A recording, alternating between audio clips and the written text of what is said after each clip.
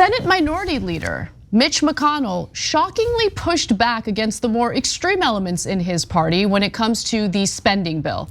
Now, the House has just passed a stopgap spending bill, which would fund the government and avoid a government shutdown. I'll give you some more details about that in just a moment. But before I do, why don't we hear what Mitch McConnell had to say about what some members of his own party are urging him to do?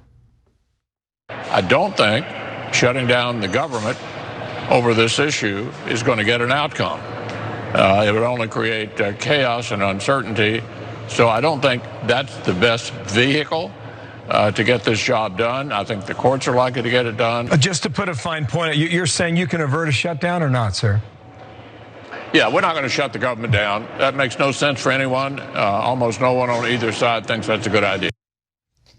Now, why would anyone think it's a good idea to shut the government down? Well, the potential of a government shutdown is what some Republican senators like Mike Lee, Ted Cruz, Roger Marshall are using as leverage in order to do away with Biden's vaccine mandate. A pair of Republican senators, more than a pair by the way, Mike Lee of Utah and Roger Marshall of Kansas, add Ted Cruz to the mix, are threatening to delay the government spending bill if funding to enforce vaccine mandates is included in the bill. Okay, so let's just acknowledge that what Mitch McConnell said is not at all true. He said nobody wants to shut the government down. Well, then why are we talking about it? Then it would pass easily and we wouldn't shut the government down. Why are you on TV talking about it? Oh, right, because your party actually does want to shut it down. So those are facts, there's no question about it. But he comes on TV, lies. Of course, nobody calls him out on his lie. But at the same time, McConnell is apparently against shutting down the government. You just heard him say it, right? And you might be wondering why. Isn't he as right wing as Ted Cruz, etc.? Well, in a sense, yes.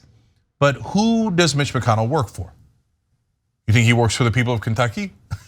Welcome to America. It's nice to have you here. No. He works for his donors. Those are the people who write checks for him, millions and millions of dollars, and he serves them. Every real American knows that. Even if you're a Republican, diehard Republican, if you're a diehard McConnell fan, is there a single one of you out there that's like that? Anyway, you know that McConnell works for the people who've written literally hundreds of millions of dollars in checks to McConnell and the Republican Party. He's collected them. So those donors are like, you're gonna shut the government down and hurt the stock market? No, no.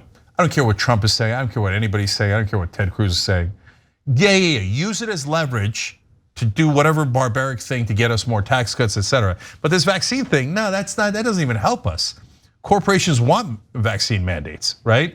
So no, Mitch, put that stuff away and go out there and tell everybody nobody's shutting the government down. And that's why you're seeing what you're seeing. And the reason why corporations want vaccine mandates is not because they're actually concerned about the safety and well-being of their employees. They're worried about being held liable if their employees get sick or die from COVID. The one thing that I will give Democratic lawmakers credit for is they did not allow any type of provision in COVID relief bills that would clear corporations of liability if their employees get sick with COVID. Yeah. And that's incredibly important because then it pressures companies to be in favor of vaccine mandates. Yeah, Anna's 100% right about the lawsuits. They're very concerned about that, but they also care about productivity. And if their workers are sick or dead, they're not as productive.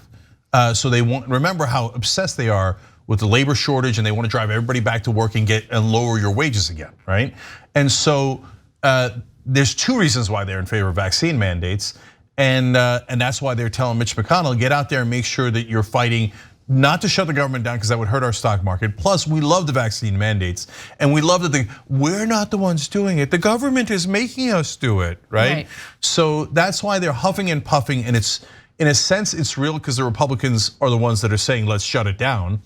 But in another sense, it's all obviously a bluff, and they're not going to shut it down. They all work for multinational corporations. One final thing that I'll note is, I mentioned earlier that the House has an agreement on a government funding bill, but they're really just kicking the can down the road because of the disagreements between the two parties. So House Appropriations Committee Chairwoman Rosa DeLauro has said that she announced today that the House Democrats have agreed with Republican negotiators to move forward with a continuing resolution that would keep the government funded only through February 18th.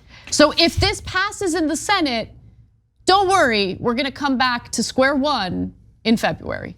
Yeah, guys, this is definitely also the Democrats' fault. We're the only show that it tells you exactly what the problems are with both parties, okay? So why is it the Democrats' fault? None of them want to shut down the government. The Republicans are the ones that want to shut it down. Well, it's Democrats' fault because they could just get rid of the filibuster and be done with this. Yep. But they're like, oh no, we want the Republican permission to pass any bill, and so we will not end the filibuster. This and the debt ceiling. My God, the debt ceiling was worse. It is. We breached the debt ceiling and we're going to have a massive economic collapse. And by the way, you will not be able to get your Social Security check, your Medicare check. You won't get any of that. It will be a global economic meltdown. And the Republicans are playing with that danger. And the Democrats are like, yeah, I know, but on the other hand, the filibuster. And the parliamentarian, she hasn't given us permission yet. And the filibuster was mainly meant to protect lynching laws. Like there was anti-lynching laws, and they didn't want that. They wanted the Republicans back then. And by the way, not just Republicans back then. There was Dixiecrats. There were Democrats who were also deeply racist back then. They all used the filibuster to make sure they can keep lynching black people. And that is the deep, wonderful Senate tradition of the filibuster. It was used almost exclusively for that, and 100% of the time to prevent civil rights. So Manchin says, I love that so much. I love the deeply racist history of the filibuster. It now allows me to protect my corporate donors. Yep. So me and Sinema are gonna block you getting rid of the filibuster. So we're gonna play chicken with the entire US economy and your jobs and your Social Security checks and all of your well-being because we would rather need to ask permission from the Republicans because it's not really about the Republicans. They're asking permission of their donors. My favorite thing is seeing tweets from the Democratic Party about the midterm elections and how we need to elect more Democrats. Oh, shut up, Democrats. Yeah. Okay, you have no idea how exhausting you are, right? Oh, you guys, progressives are not sufficiently pro, idiot, weak, corrupt Democrats. It's your fault. Why isn't it your fault that you're corrupt in the first place? No, you didn't cheerlead for our corruption enough. And so, no, if you give us more corrupt Democrats, then we might pass things. Really? Are you gonna get rid of the filibuster if we do? No. We need 60 Democrats in the Senate. How the hell are you gonna get 60 Democrats in the Senate? It's embarrassing. It really is. It's super embarrassing. No. What we need is 52 senators, so we don't need Manchin and Sinema. Are you guys crazy?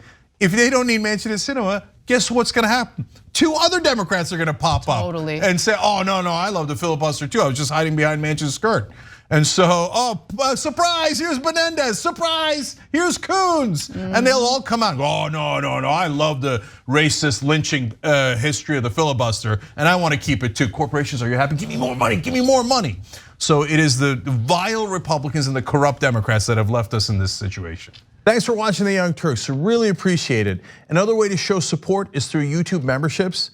You'll get to interact with us more. There's live chat emojis, badges.